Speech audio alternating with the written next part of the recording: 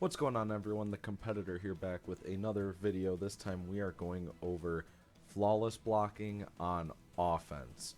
Now, flawless blocking on offense is something that you see a lot in competitive play, such as in this clip here.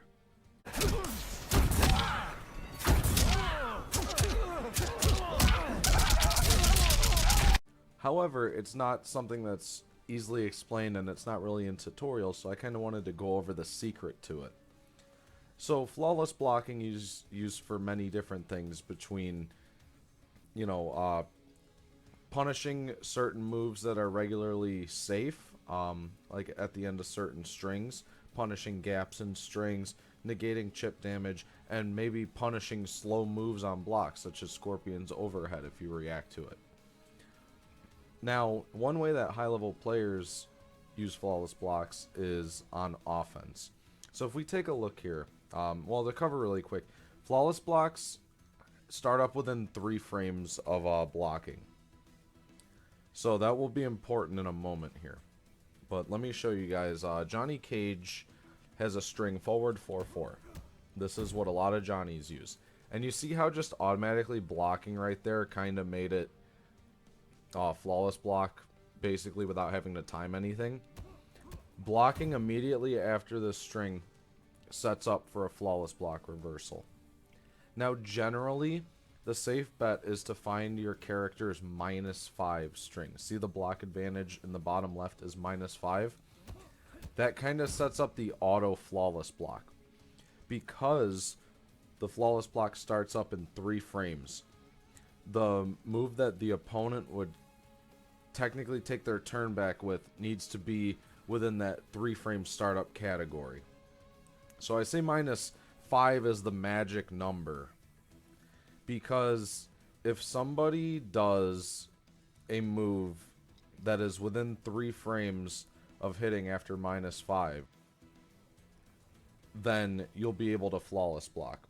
Now, what I mean by this is Scorpion's down 1. I have him set to reverse. His down 1 is 7 startup frames. So with forward 4-4 being -5 and Scorpion's startup on his down 1 being 7 frames, the down 1 technically would come out in 2 frames. It's technically counting it as 2 frames after Johnny's recovery. So because it's within 3 frames of recovery, blocking at the last possible second after the string would set up a flawless block. That's why one thing you always see with Johnny players, especially if you watch my videos, you'll see that Johnny Cage players always reversal after a poke. So you'll always get the reversal flawless block on command to combo. Now, the reason why I say -5 is the magic number is because it covers all 3 poke speeds in this game. There are some 6-frame pokes, so Aaron Black, Sub-Zero, things like that. There are 7-frame pokes that a majority of the cast has, and then some characters have a slower 8-frame poke. The best thing about this timing is because it works on all these characters. So if we take a look at Johnny, forward 4-4, Scorpion's gonna down 1. Boom, we get a full combo, right? Scorpion's down 1 with 7 frames, so you take the -5 plus 7 startup frames, it comes out in 2 startup frames technically after Johnny's recovery. So, like I said, that timing is going to be the same every time. And that's presuming they reversal with a poke. So this isn't always going to work. However, this is why I said -5 is the magic number. Because let's take Scorpion and record a slightly slower move. So you guys don't believe me. -5 frames, or 7 startup frames to a -5 string will trigger the auto flawless block. So let's test it with an 8-frame move. Scorpion's down 3 is 8 frames. So if I set him to record a reversal with this, and he's set to it, so he's going to reversal with a down 3. It's 8 frames, so technically that would be the last possible frame for this flawless block timing to work after -5. Because -5 plus 8 is 3. And there are 3 frames where the flawless block is active. So this should work. And you see the same timing works as if it was a down 1 that I'm countering. Now, however, if we set him for a slower reversal, as you'll see right here, I'll do a standing 2. So Scorpion's going to do a reversal stand 2, which is 9 frames, which will mess up the flawless block strategy on that same frame that I was doing it, because it starts up in 9 frames. Johnny's string is -5 on block.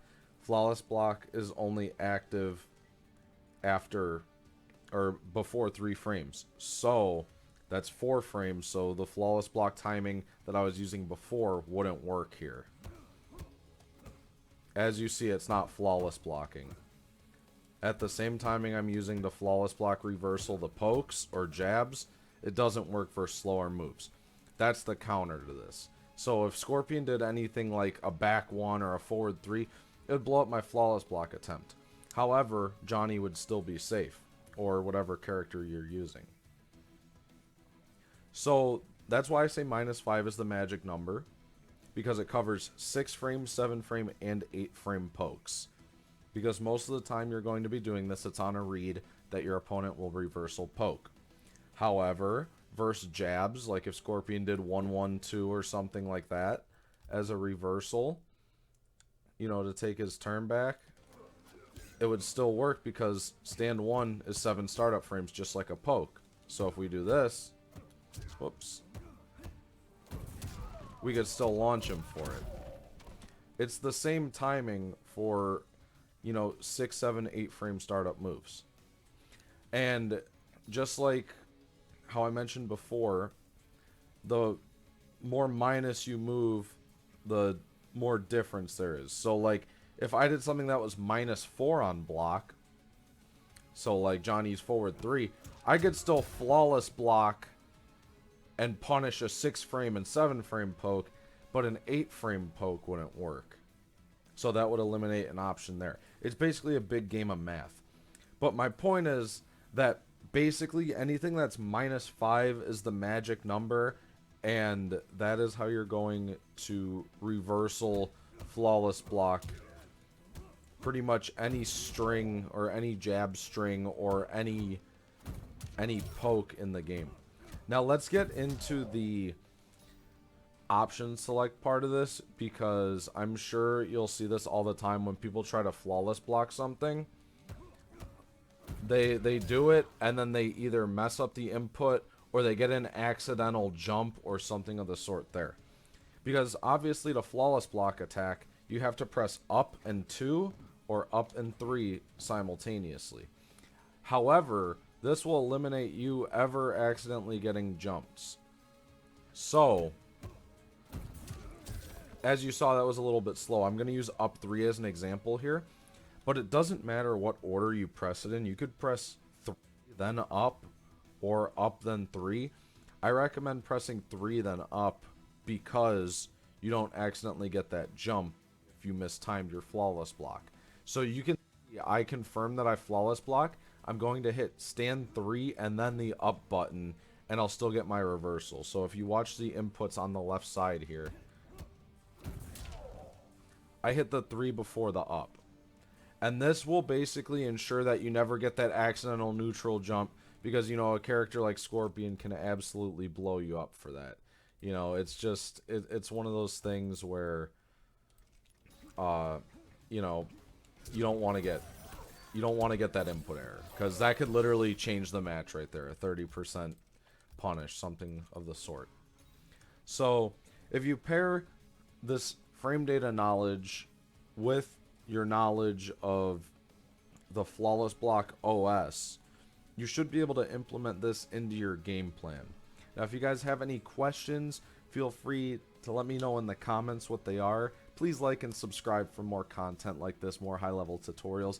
And if you want to dig deeper into this, more specific examples with your character against other characters, you know, feel free to check out my Metafy. I do coaching, one-on-one lessons, video reviews, and all things like that. I'll leave a link in the description and click the card in the top of the screen as well to look further into that.